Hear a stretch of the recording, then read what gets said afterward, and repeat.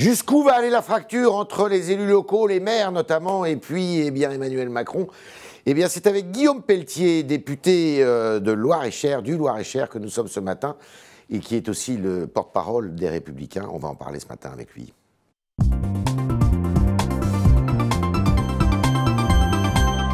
Guillaume Pelletier, bonjour. Bonjour. En direct d'ailleurs, vous revenez à l'instant du Congrès des maires et vous allez y retourner. Cette fronde, elle n'est pas un peu opportuniste? On sent que c'est quand même le moyen de s'opposer à Emmanuel Macron, alors qu'au Parlement, l'opposition n'existe pas, dans la rue, c'est difficile. Ah, franchement, moi j'ai été maire d'une commune rurale depuis 2014. Je vais vous donner deux exemples très concrets. Quand Emmanuel Macron dit il faut réduire le nombre d'élus locaux, quel mépris, quelle méconnaissance de la France des territoires. Il y a 500 000 élus locaux en France qui sont des hommes et des femmes bénévoles. Qu'est-ce qu'avez-vous voulu faire, rappelez-moi, Nicolas Sarkozy en 2007? Mais attendez, il avait fait une grande différence, c'était le conseiller territorial. Il avait proposé à juste titre la réduction du nombre d'élus régionaux et départementaux. Moi je parle des conseillers municipaux, de ces hommes et de ces femmes bénévoles. Ça n'a rien à voir, vous le savez très bien. 500 000 hommes et femmes, attendez. Ça fait quand même assez opportuniste votre affaire-là. Je veux bien que vous me parliez du passé. Moi, ce qui m'intéresse, c'est demain. Moi, c'est plus pratique. J'étais ministre.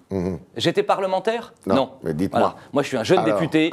J'ai été un jeune maire. Moi, je défends la France de demain. C'est ça qui m'intéresse. 500 000 élus locaux qui créent le lien social, qui sont des présidents de comités des fêtes, qui organisaient Sainte-Barbe au service des pompiers.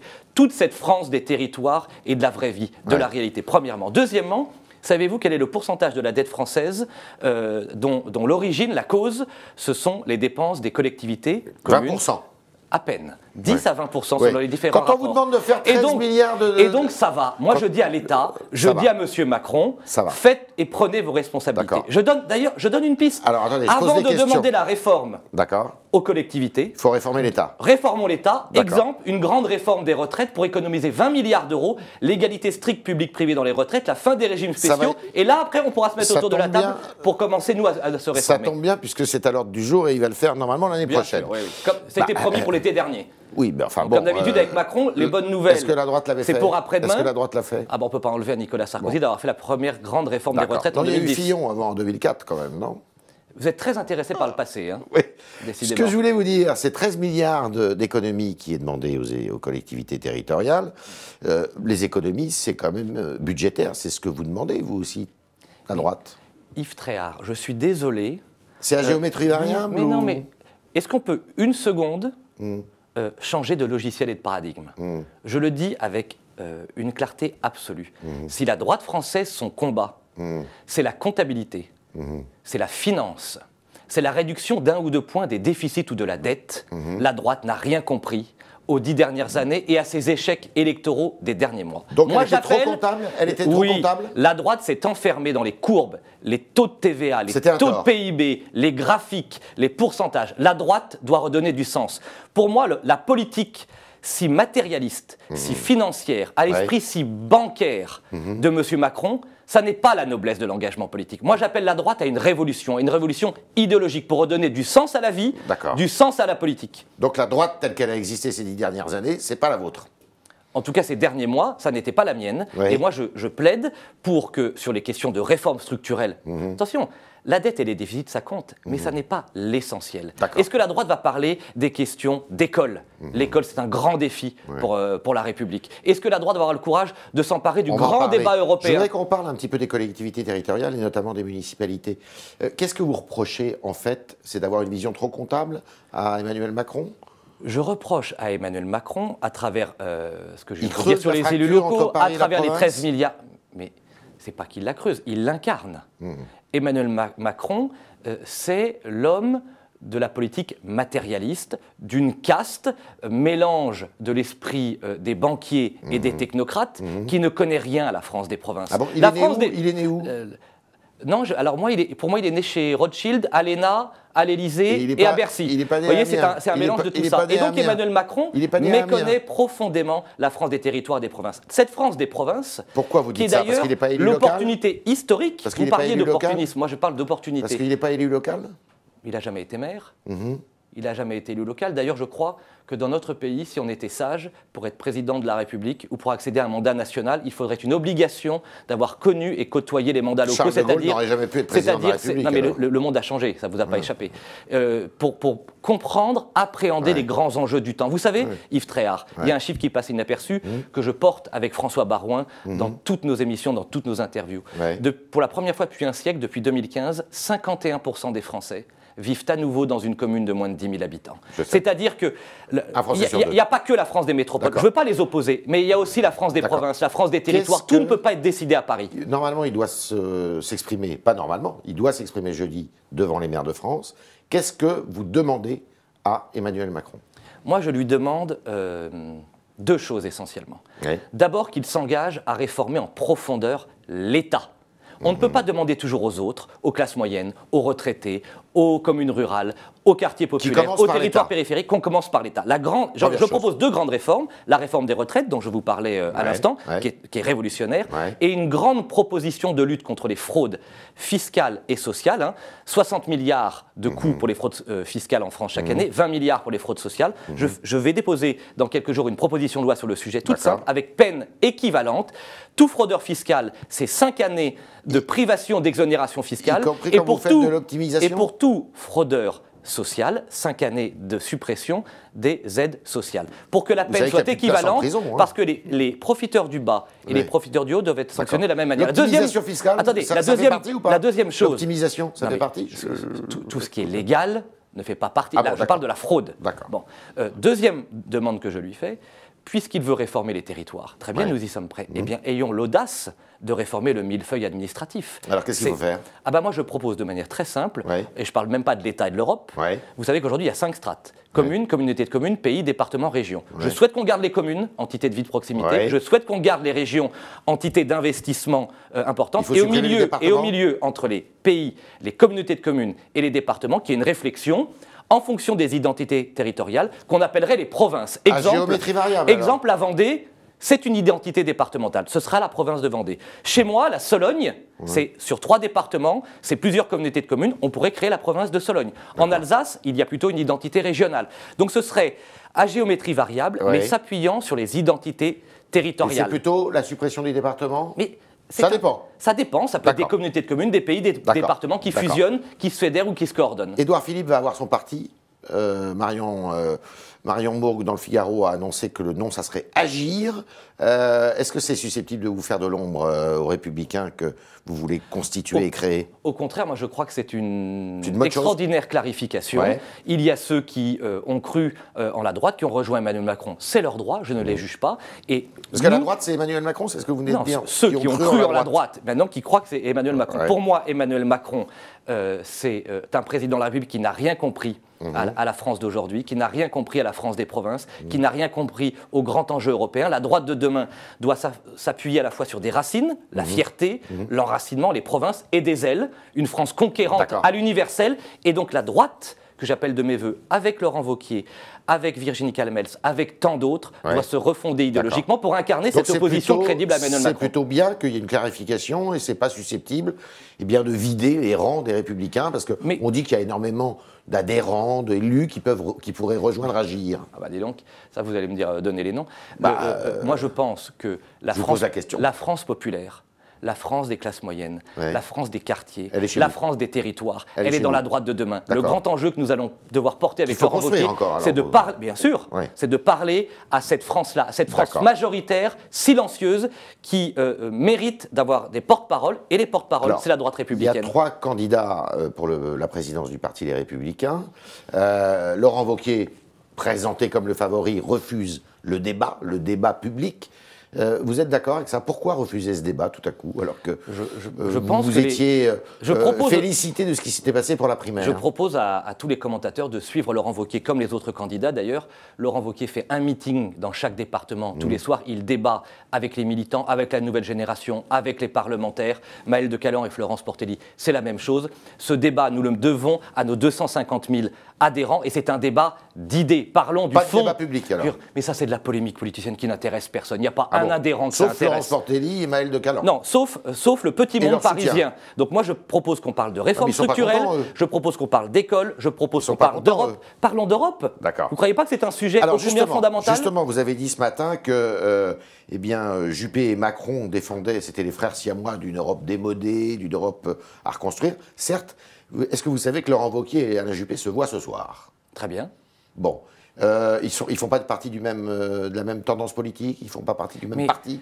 Yves Tréhard, que les hommes politiques se rencontrent, heureusement, qu'ils débattent, heureusement. Moi, je me souviens à l'époque d'une droite qui rassemblait Alain Madelin, Charles Pasqua et Philippe Séguin. Vous connaissez ma sensibilité. Vous l'appelez de Moi, je suis d'une droite populaire, qui doit parler aux classes moyennes, aux ruraux et aux Français des provinces. Et donc sur la question européenne, mais attendez, est-ce qu'on peut éviter juste une seconde les questions strictement politiciennes? Ce qui m'intéresse, moi, c'est la question européenne. Quelle est-elle? Aujourd'hui, l'Europe a échoué à se réconcilier avec les peuples. Ça, on sait. Oui, non, mais on sait. Je fais des propositions.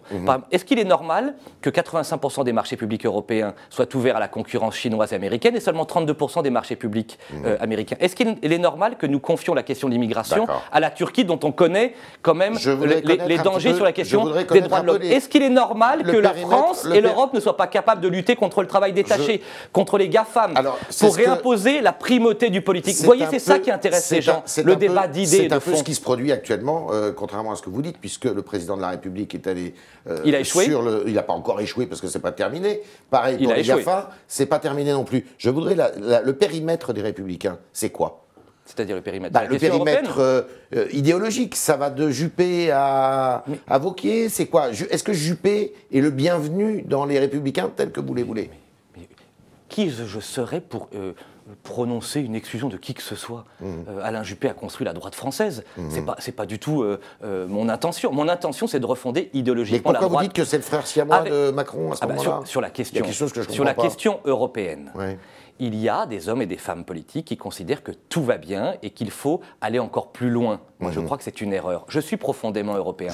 Mais je veux refonder l'Europe autour de la démocratie des peuples et non pas la technocratie à Bruxelles, autour de la protection commerciale, autour du patriotisme économique, autour de l'idéal de frontières. Ce ne sont pas des gros mots. Et ce grand débat européen, je souhaite que nous l'ayons à l'occasion des élections européennes. Est-ce que Laurent Wauquiez a raison de refuser la main tendue de Marine Le Pen, qui dit Marine Le Pen lui a un peu tendu la main, il a dit il est hors de question. Bien sûr qu'il a raison. Nous sommes le premier parti de France. Nous avons vocation à être l'incarnation de l'opposition à Emmanuel Macron pour reprendre des responsabilités en 2022. Il n'y a pas d'alliance possible avec Emmanuel Macron, il n'y a pas d'alliance possible avec Marine Le Pen. Par contre, ce que nous revendiquons, c'est le devoir de parler à tous les Français. De plumer la volaille frontiste, comme dit Patrick Buisson? Mais je ne parle pas comme ça, moi. De parler aux électeurs, aux citoyens, c'est-à-dire ceux qui ont choisi Marine Le Pen entre 2012 et 2017. Non, pas seulement. Ceux qui ont choisi Emmanuel Macron en 2017, ceux qui ont cru en François Bayrou,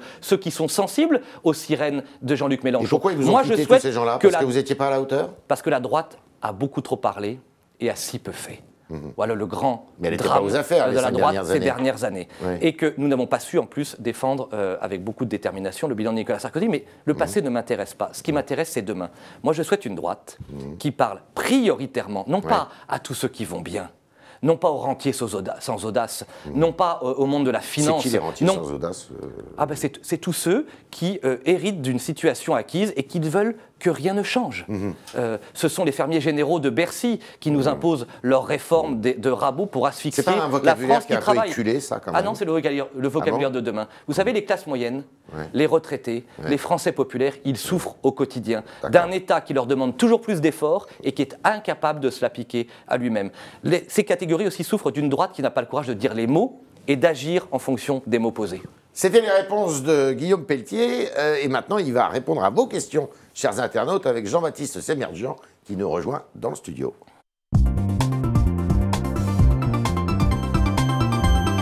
Jean-Baptiste, bonjour. Bonjour Yves, bonjour Guillaume Pelletier. Une première question d'Yvan qui fait le lien entre vous et Florian Philippot. Est-ce que vous pourriez vous retrouver sur certains sujets? Vous êtes tous les deux des anciens du Front National.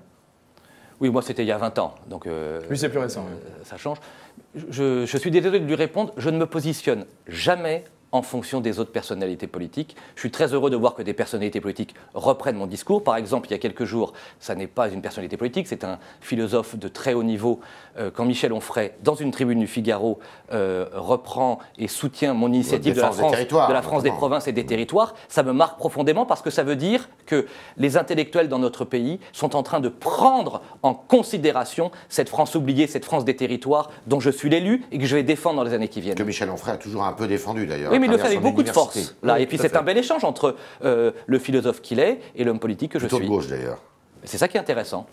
Alain rappelle que vous avez été proche de Nicolas Sarkozy. Quelles sont vos relations aujourd'hui? Vous vous voyez souvent? Vous êtes encore en contact? Bien sûr qu'on se voit, on a toujours à apprendre d'un homme d'une telle expérience. Je suis très heureux d'ailleurs demain de l'accueillir dans ma circonscription à Beauval pour, vous savez, voir les fameux pandas, puisqu'il a été, cet homme d'État avec beaucoup de force, capable, au nom d'une diplomatie compliquée, de convaincre les Chinois de faire ce prêt des pandas au zooparc de Beauval. Et cette extraordinaire réussite de Beauval, elle doit aussi un peu à Nicolas Sarkozy, il viendra l'expliquer demain. Aucun rapport. Maxime rappelle que vous souhaitiez supprimer l'ISF il y a 1 an et que récemment vous avez déclaré que vous étiez contre Emmanuel Macron qui souhaitait supprimer l'ISF. Alors je vais expliquer très clairement à Maxime s'il avait bien lu mes propos. Je suis tout à fait supprimé l'ISF. Voilà, exactement.